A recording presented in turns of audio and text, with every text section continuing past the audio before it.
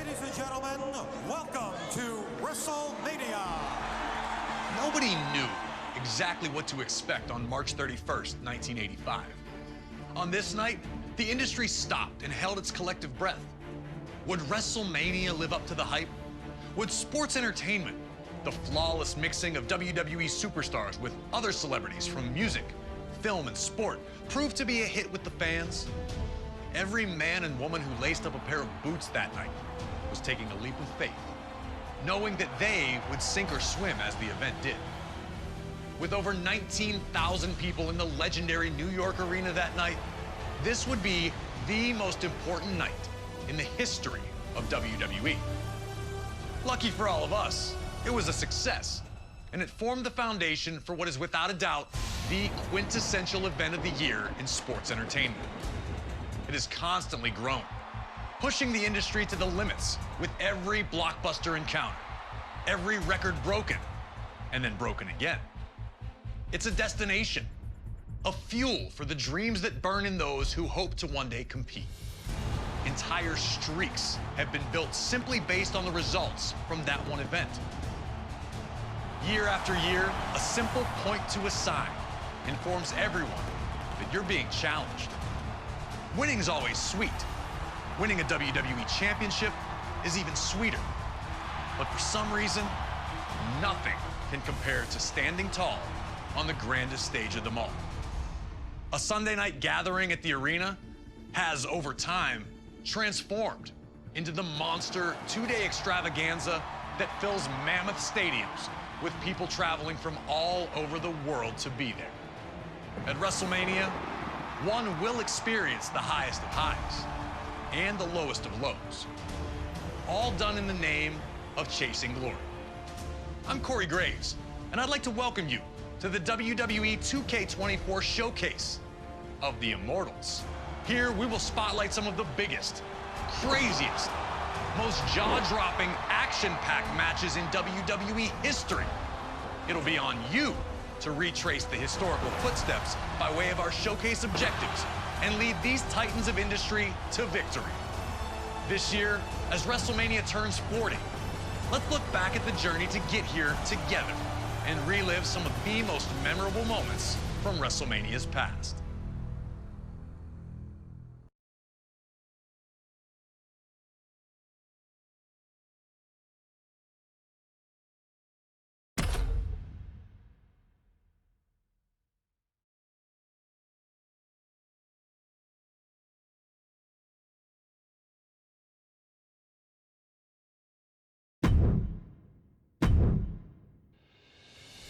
The first WrestleMania set the stage for everything that was to follow. All the way around the world. Now you know what it's all about, brother.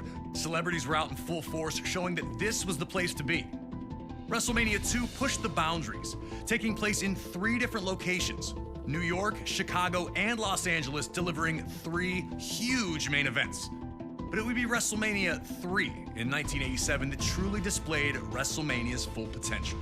And for our first match of the 2K24 Showcase of the Immortals, we go into the first verified WrestleMania Classic, the legendary clash for the WWE Intercontinental Championship between champion, the Macho Man Randy Savage, and his challenger, Ricky the Dragon Steamboat. Intercontinental Champion since February of 1986, Savage tore through anyone who challenged him. That included a successful defense against George the Animal Steele at WrestleMania 2. A clash between Savage and Steamboat during a late 1986 edition of Superstars would see the Macho Man retain via countout, but that wasn't good enough. He would launch a vicious attack on the Dragon after the match, taking him out of action. Savage would attempt to duplicate the attack on Steamboat's friend and former opponent George Steele during the first Saturday night's main event of 1987. Fortunately for the Animal, Ricky would make his well-timed return for the save, leading to the rematch between the two at WrestleMania. What transpired between the two combatants can only be described as art. A fast-paced, high-action classic unfolded in front of 90,000 plus in attendance, with both men coming so very close to victory on a number of occasions. Would Savage be able to turn back the challenge of his angry opponent? Would Ricky Steamboat get revenge? These questions would be answered over the next 15 grueling minutes. And when it was over, everyone in attendance and those watching at home knew they had been a part of something special. The two superstars would forever be etched in history following the match, with Ricky Steamboat finally putting an end to the Macho Man's historic reign.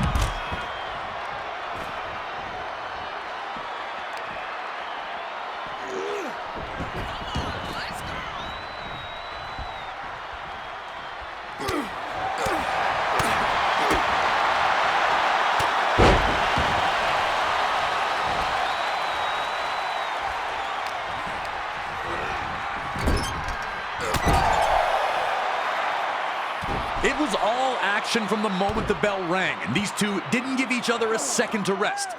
Ricky Steamboat fighting to avenge a career-jeopardizing attack months earlier by not only defeating Savage in the ring, but also ending his reign as Intercontinental Champion. The aggression was almost uncharacteristic from Steamboat. Was Steamboat too angry, and would that lead him to making a costly mistake? Was Steamboat too focused on hurting Savage and not on winning the match? Had the Dragon taken enough time to recover in the first place, or had he rushed back in the hopes of humiliating the Macho Man under WrestleMania's bright lights? Surely the presence of Miss Elizabeth's not-so-secret admirer, George the Animal Steele, was going to be a distraction to the Macho Man, who'd look to keep Steele away from his manager at all times. Could Savage shut all that out and lock in on his challenger? Despite the external factors, these two appeared to be firing on all cylinders once they settled in. There was a real sense that this match could be, and was going to be, something special. The fans were captivated by the constant back-and-forth battle, with no one really able to maintain any type of control in the early portion of the match. The Macho Man appeared almost thankful to get a moment to himself after dumping Steamboat back to the floor, letting you know that Savage understood he was in a fight unlike any other he'd been in before. Things were only getting started.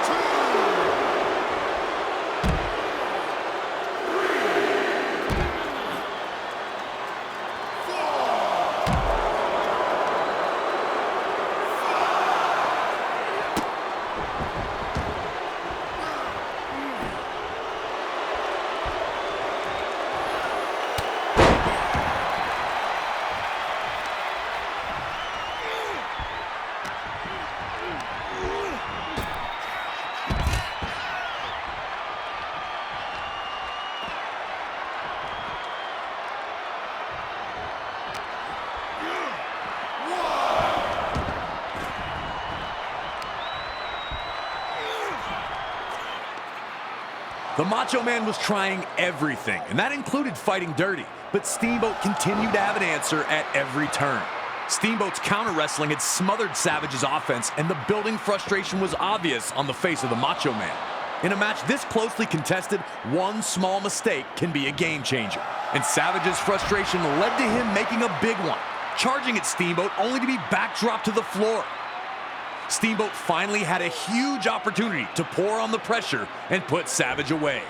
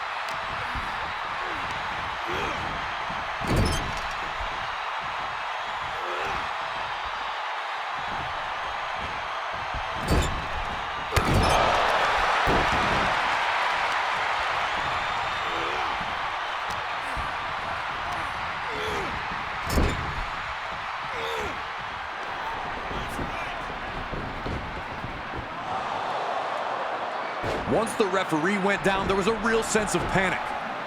Savage quickly hits his flying elbow, but obviously there was no official to count. The Dragon was grounded for now, but there was no way Savage had already put his fire out. After all the two had gone through, how was it going to end?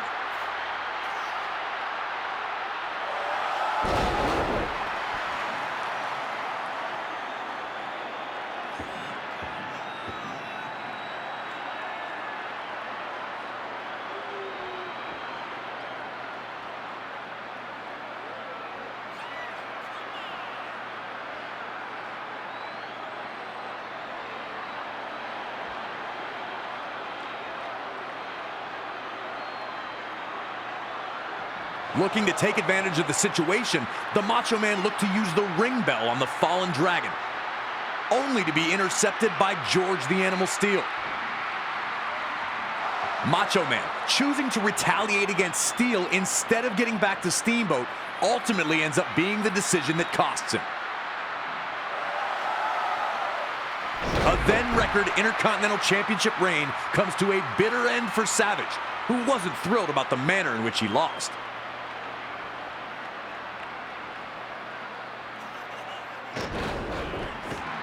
And Steamboat's counter wrestling remains the key to this match, once again getting him out of trouble and earning him the victory.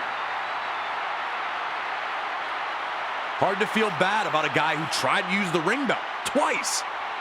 This match, over 35 years later, is still a certified classic. The athleticism is incredible. Intercontinental Champion, The Dragon Steamboat!